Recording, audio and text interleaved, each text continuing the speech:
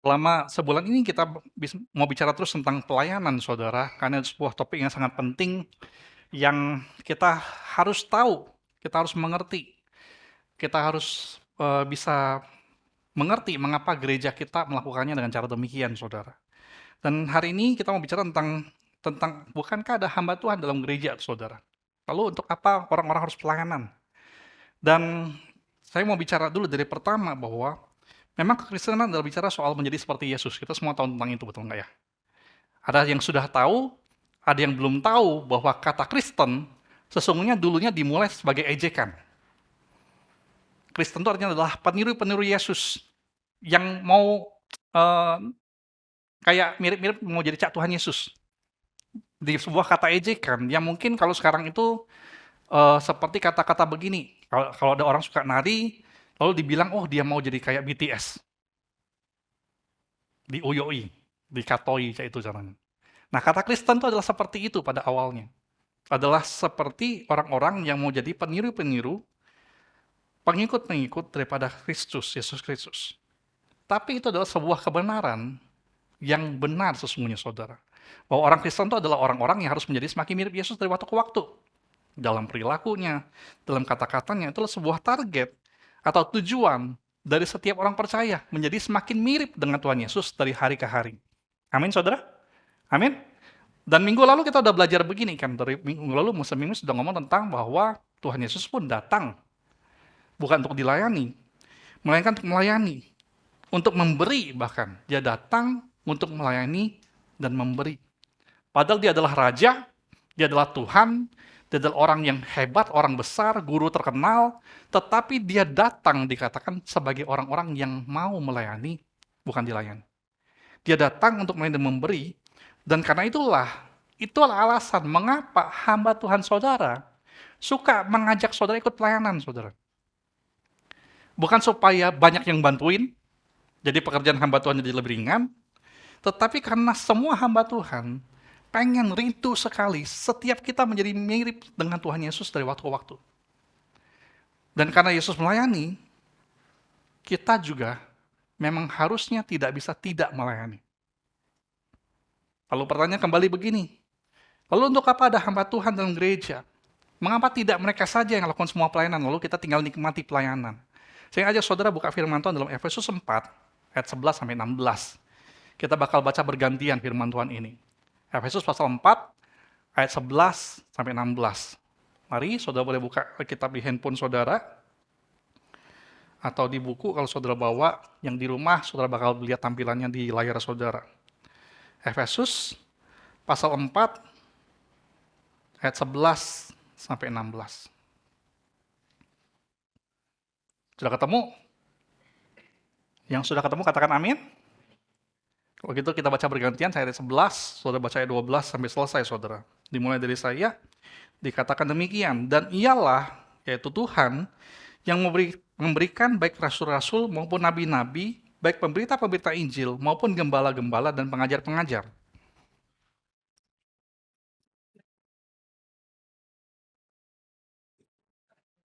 Sampai kita semua telah mencapai kesatuan iman dan pengetahuan yang benar tentang anak Allah, kedewasaan penuh, dan tingkat pertumbuhan yang sesuai dengan kepenuhan Kristus.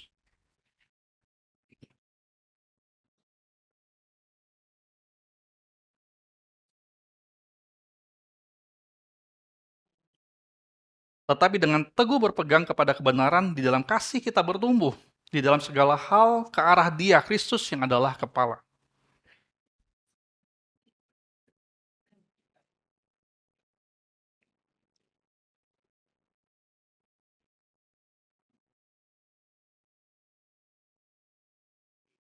Nah, menarik memang Tuhan memang ngomong begini, di ayat 11 tadi katakan begini. Betul, Tuhan memang berikan kepada setiap gereja ada hamba Tuhan yang berperan sebagai nabi, sebagai pemberita Injil, sebagai gembala, sebagai pengajar, betul.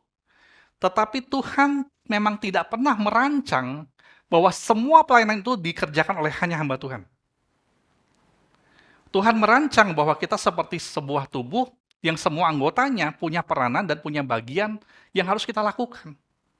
Tetapi apa tujuannya, saudara? Mengapa demikian? Karena sesungguhnya, ini yang paling penting, saya mau ulangi sekali lagi. pelayanan adalah sarana pertumbuhan rohani kita. Kalau kita mau bertumbuh secara rohani, kita harus melayani. Ini adalah sebuah langkah yang tidak bisa tidak kita lakukan. Sekali lagi, ini adalah sebuah langkah yang tidak bisa tidak kita lakukan kalau kita mau bertumbuh secara rohani, saudara. Karena apa? Karena sama kayak begini. Waktu ada seorang anak kecil contohnya, atau bayi. Kita semua tahu seorang anak kecil atau bayi itu kan memang dia alaminya adalah dia bergantung kepada orang tua. Dia hanya bisa tahu menuntut. Hanya bisa tahu menerima, menuntut. Itu normal. Karena memang masih bayi. Memang masih balita. Normal saja demikian. Betul nggak ya? Kita nggak bakal protes dengan bayi kalau dia nuntut. Betul? Kita nggak bakal heran, terkejut. Kalau ada anak kecil, balita minta-minta. Minta makan, minta minum, minta apa, minta tolong diambilin ini, minta diambilin itu. Kita bilang itu normal saja. Tetapi waktu kita lihat seorang anak sudah berubah jadi dewasa, kita bakal lihat dia juga berubah sifatnya. Dia nggak lagi minta nuntut aja, betul nggak? Dia tidak lagi jadi seseorang yang hanya tahu egois. Dia bakal bukan cuma seseorang yang hanya mementingkan dirinya sendiri. Dia bakal belajar untuk tahu mengasihi, tahu memberi, tahu menolong orang lain. Entah itu adiknya, entah itu orang tuanya. Dan dia bakal sadar bahwa memang ada tanggung jawab yang dia harus pegang. Itu bedanya anak kecil dengan seorang dewasa. Betul? Saudara setuju? Ya kan? Tapi ini kebenarannya. Kedewasaan itu ternyata dipelajari, bukan otomatis terjadi. Betul nggak, saudara? Betul? Anak-anak kita yang sudah punya anak, mereka belajar jadi dewasa. Karena kita ajarin, orang tuanya ajarin. Lewat perintah dan nasihat dan arahan. Kita ajar mereka dulu, mereka nggak tahu tiba-tiba mereka jadi dewasa, tidak. Kita mengajar mereka. Anak-anak belajar juga jadi dewasa lewat pengalamannya sendiri. Anak-anak belajar jadi dewasa lewat pengamatannya terhadap orang dewasa di sekitarnya. Bagaimana orang-orang dewasa di sekitarnya itu bertindak dan perilaku. Betul nggak? Kita mengajar mereka. Dan sama demikian juga, saudara, kalau kita mau dewasa secara rohani, itu tidak otomatis bakal terjadi dalam kehidupan kita. Kita perlu belajar, dan saran untuk kita belajar adalah kita mau terlibat di dalam pelayanan. Ngomong dulu kanan kiri saudara, terlibat dalam pelayanan. Pelayanan adalah sarana yang Tuhan tentukan, Tuhan ciptakan ada di dalam gereja, untuk kita bisa bertumbuh, menerima kasih, memberi kasih, karena disitulah kita bakal bertumbuh. Ada sebuah kata-kata yang betul sekali saya temukan begini. Waktu semakin kita mau melayani, semakin hati kita bakal diubahkan. Karena di dalam pelayanan, saudara bukan cuma belajar apa itu kebenaran, tetapi di dalam pelayanan, apapun pelayanan saudara, itu saudara belajar mempraktekkan kebenaran itu. Itu adalah ladang praktek saudara. Saudara bukan cuma belajar bahwa ini benar, ini salah, tetapi dalam pelayanan, saudara mengujinya. Saudara bakal lihat bahwa, ternyata yang Tuhan ngomong, suruh kita lakukan. Waktu kita lakukan, tidak gampang. Tetapi waktu kita lakukan, kita bakal menerima banyak buah di dalam itu. Dan menarik juga begini, saudara. Sekarang banyak sekali ajaran sesat di luar sana, betul nggak ya? Di berbagai agama, bukan cuma di agama Kristen. Selalu bakal ada ajaran sesat yang tidak sesuai dengan kebenaran yang harusnya. Di dalam gereja ada banyak ajaran sesat yang tidak sesuai dengan kebenaran firman Tuhan. Dan waktu saudara terbiasa melayani, saudara bakal punya seperti penawarnya atau antivirusnya yang membuat saudara sadar, ini ajaran sesat. Mengapa? Karena ajaran sesat biasanya bakal mengajar tentang kita, apa yang kita dapat dari menjadi seorang Kristen. Apa yang bisa kita puaskan dari pergi ke gereja. Apa yang kita bisa dapatkan secara materialistik kalau kita rajin bertemu dengan Tuhan di dalam gereja. Mengapa itu sesat, saudara? Karena waktu kita belajar melayani, kita tahu, ternyata kekristenan tidak pernah tentang soal menerima, tetapi kekristenan selalu belajar soal apa yang kita sudah terima, kita bakal bagi. Betul? Betul? Tapi kalau saudara mendengar sebuah ajaran tentang, oh kalau kamu lakukan ini, kamu bakal terima ini. Kalau kamu lakukan persembahan per bulan banyak, kamu bakal dapat 100 kali lipat. Kalau kamu rajin pelayanan, kamu bakal diberkati. Saudara perlu tahu, itu semua, kalau cuma berfokus pada itu, saudara tahu, ini ada yang salah nih. Ada yang aneh nih.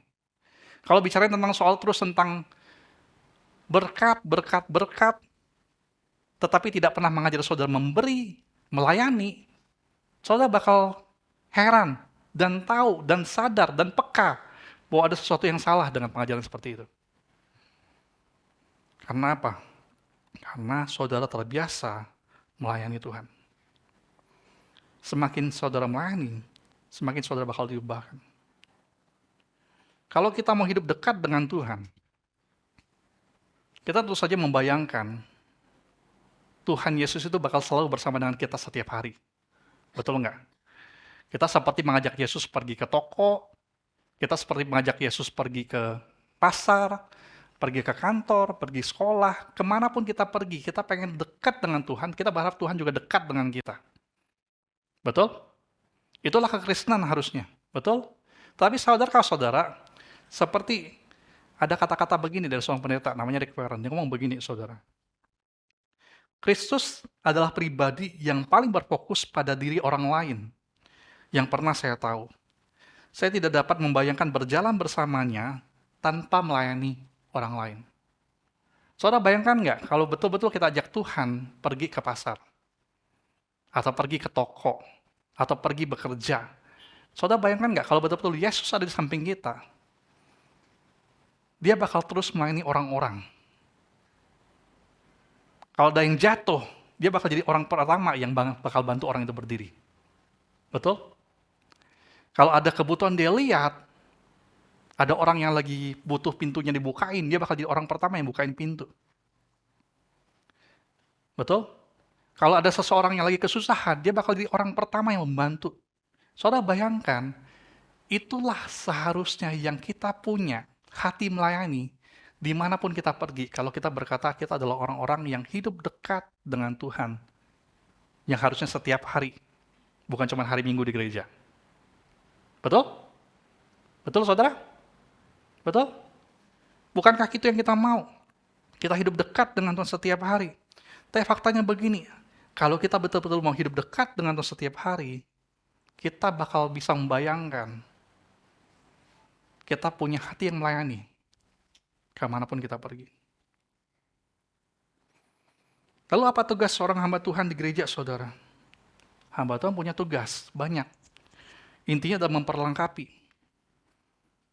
Betul, ada gereja yang membayar untuk melayani. Betul. Betul, ada gereja-gereja yang menggaji banyak hamba Tuhan agar semua pelayanan berjalan. Jadi jemaatnya cuma perlu duduk, diam, bayar persembahan lalu pulang. Betul ada gereja seperti itu. Tetapi begini saudara, ini bukan soal apakah gereja kita sanggup bayar atau tidak. Tapi ini bicara soal apakah kita melakukan firman Tuhan seperti yang Tuhan suruh atau tidak. Karena kalau kita mau pelajari saudara di dalam perjanjian baru, sejak zaman perjanjian baru, pelayanan tidak lagi dibatasi hanya kepada oleh imam, seperti perjanjian lama. Dalam dunia perjanjian lama, betul, yang boleh melayani hanya imam, keturunan Lewi. Betul. Jadi kalau saudara bukan keturunan Lewi, saudara nggak boleh pelayanan. Dalam perjanjian lama. Tapi dalam zaman perjanjian baru, kita bisa lihat dari hal paling sederhana. Tuhan Yesus punya 12 murid. Betul ya? Betul? 12 atau 11? 12. Tahukah saudara, dari 12 itu, berapa orang yang keturunan Lewi? Ayo, tahu nggak? Apakah dari 12 murid, itu semua orang Lewi? Tidak. Berapa orang yang keturunan Lewi? Saudara tahu nggak? 1. Siapa namanya, Febri? Betul, 1 tapi. Cuman 1 dari 12 murid itu adalah keturunan Lewi. Namanya adalah Matius. 11 lainnya, itu bukan keturunan Lewi, Dan Tuhan suruh mereka juga melayani sebagai murid Yesus. Di dalam perjanjian baru, Petrus dan Paulus terus mengajar kita bahwa sekarang kamu adalah imamat yang rajani. Semua kita adalah imam, bukan cuma keturunan Lewi. Semua kita harus melayani satu sama lain, membangun diri kita di dalam kasih seperti kita sudah baca. Semua kita adalah satu tubuh dengan banyak anggota, dengan karunia dan talenta masing-masing. Dan diajarkan kita semua sekarang harus melayani, bukan cuma hamba Tuhan yang dianggap zaman sekarang seperti simbol keturunan Lewi yang harus melayani. Hamba Tuhan punya tugas memperlengkapi untuk orang-orang mengerti arti pelayanan. Membimbing setiap orang percaya untuk menemukan talenta dan karunia-Nya. Mempertajam skill dan talenta tersebut dan menggunakannya untuk melayani Tuhan dengan setia. Baca ini, kayaknya gampang banget kan tugas hamba Tuhan ya? Cuma 4 intinya. Tapi kalau saudara sudah pernah terlibat di dalam pelayanan, saudara tahu, ini bukan tugas yang gampang. Dan kalau saudara bilang gampang, oke kalau gitu, ayo dong, ikut pelayanan.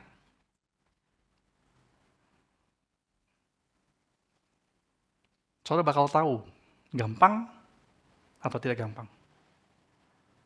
Saudara tahu salah satu pelayanan yang paling bikin pusing di gereja apa? Tahu nggak saudara? Tahu nggak apa? Yaitu yang bertugas bikin jadwal pelayanan. Sekarang itu dikerjakan oleh staf di kantor. Dulu, itu dikerjakan oleh orang-orang. Dan semua orang yang pernah lakukan tugas ini, itu stres setiap bulan. Dan begitu lega kalau jadwalnya sudah jadi. Sebelum jadwalnya jadi, mereka bakal pusing. Aduh, yang ini minta minggu pertama, yang ini minta minggu ketiga.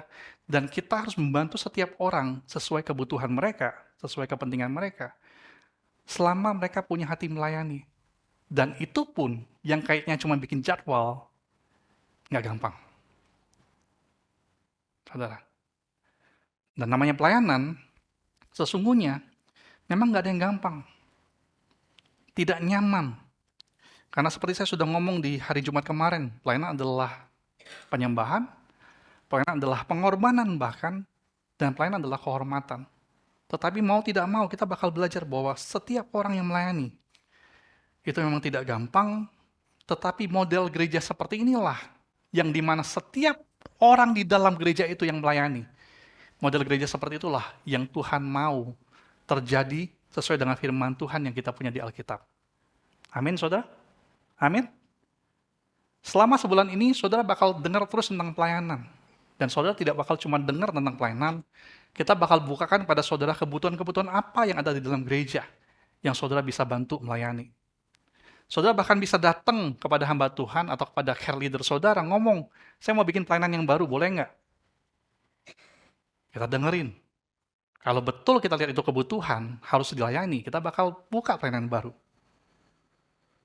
Yang penting saudara jangan cuma ngomong, kita butuh bikin pelayanan ini loh.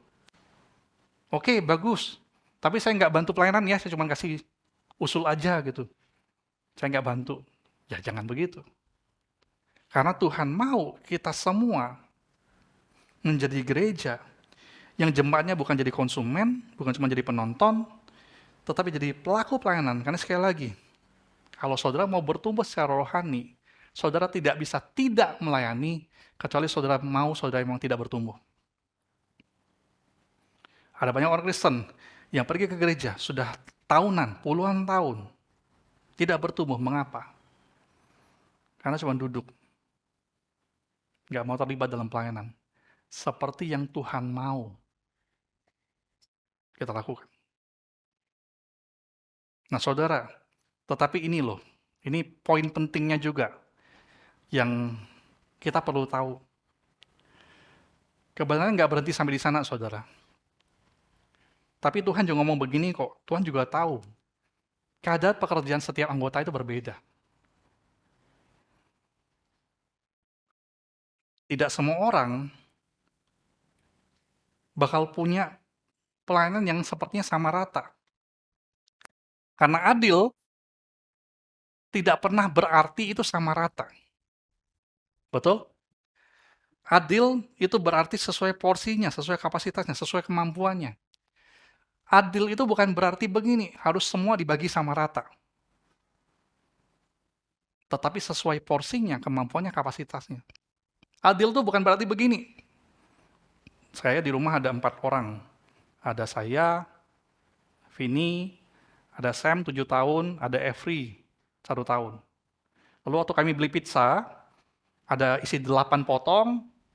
Kalau adilnya gimana kalau sama rata? Berarti satu orang dapat 2 potong. Betul nggak ya? Tapi apakah itu betul? Every yang baru 1 tahun dikasih 2 potong pizza? Sam mungkin masih oke dia 2 potong, dia bisa 3 potong. Adil bukan tidak pernah berarti demikian, bukan? Bisa jadi papanya 3 potong, mamanya 2 potong, Every 1, Sam 1, lalu dia protes, dia kurang. Nah, tidak pernah berarti demikian. Demikian juga dalam pelayanan di dalam gereja, saudara. Dari segi memberi waktu, contohnya, ada yang memang pelayanan setiap minggu mungkin.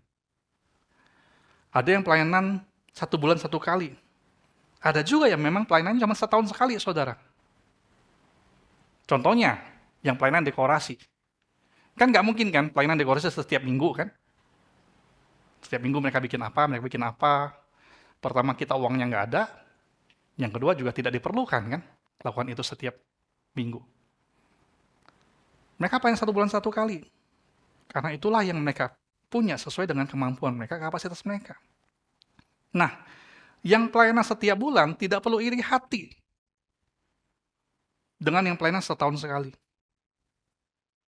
Tidak boleh juga merasa sombong, karena mereka tampaknya lebih rajin melayani dibanding orang-orang di tim dekorasi. Karena memang itu kebutuhannya, itu memang kemampuannya, betul nggak? Betul?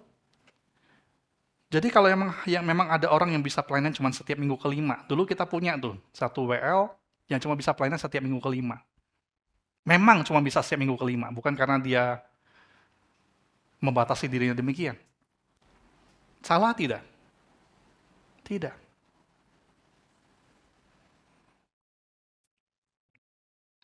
Kita perlu mengerti bahwa kadar pekerja setiap anggota itu berbeda. Dari segi memberi dukungan persembahan contohnya, ada yang bisa memberi tidak banyak, ada yang bisa memberi sangat banyak. Yang bisa memberi sangat banyak, tidak perlu kecewa dengan yang hanya memberi sedikit. Betul? Dan juga yang memberi sedikit, tidak perlu kecil hati atau minder dengan orang-orang yang bisa memberi lebih banyak.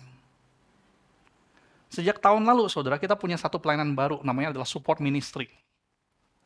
Yang adalah orang-orang yang bakal dikontak. Kalau ada gereja itu ada kebutuhan mendadak, kita nggak punya dananya. Mereka adalah orang yang bakal support. Karena kadang-kadang, contohnya tiba-tiba ada barang rusak tuh. Kita perlu langsung ganti. Uangnya nggak ada. Mereka adalah orang-orang yang bakal langsung support. Dalam satu kelompok.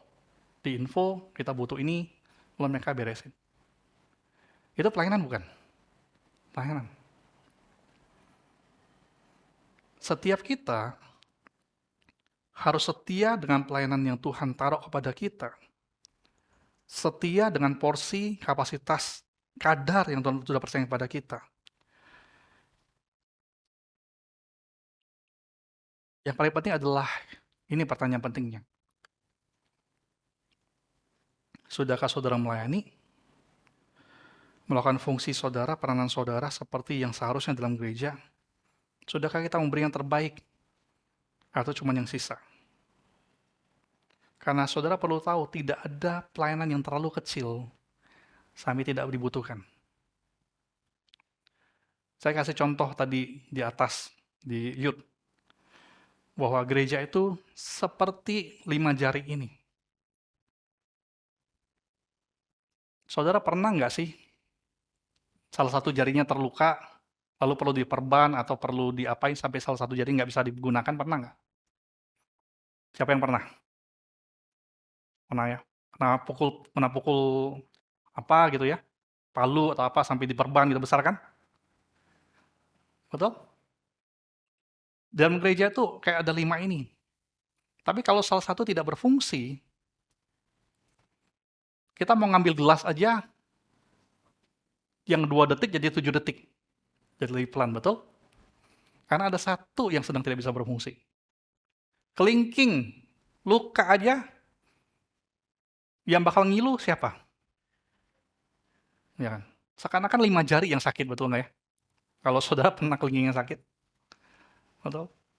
Nggak ada yang dianggap terlalu kecil dalam gereja, nggak ada yang dianggap terlalu tinggi dalam gereja. Betul, ada pemimpin, yang lainnya pendukung, follower, pengikut. Betul ada orang yang menonjol, betul ada orang yang pelayanannya tidak kelihatan. Tetapi 5-5 ini dibutuhkan di dalam gereja. Karena Tuhan rancang setiap orang sesuai kadarnya, sesuai porsi yang melayani. Dan mereka harus bekerja sama, membuat nama Tuhan dipermuliakan bersama-sama. Amin, saudara? Amin? Nggak ada yang terlalu kecil. Sama-sama kayak jam. Di dalam jam itu, kalau saudara bongkar, atau jam arloji saudara bongkar, saudara bakal temukan banyak gerigi-gerigi kecil. Yang kalau jatuh, kalau rusak atau hilang, jamnya tidak berfungsi sama sekali. Padahal kecil. Betul? Tetapi setiap pelayanan bagi Tuhan,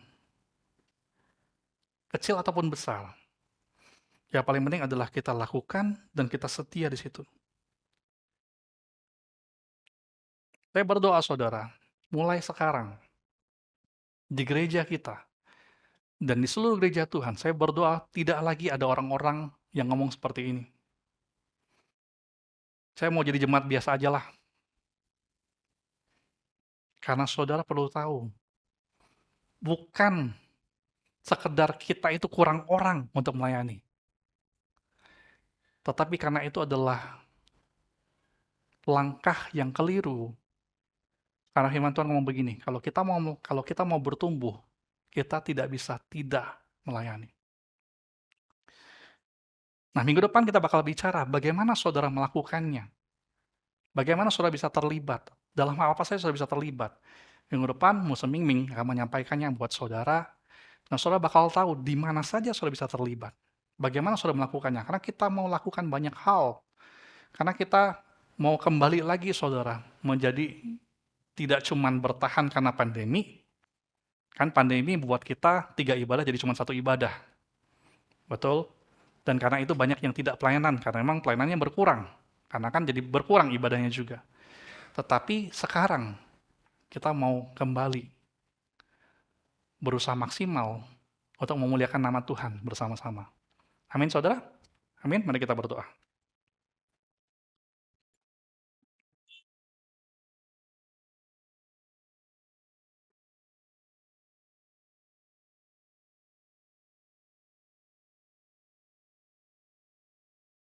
Tuhan, tolong kami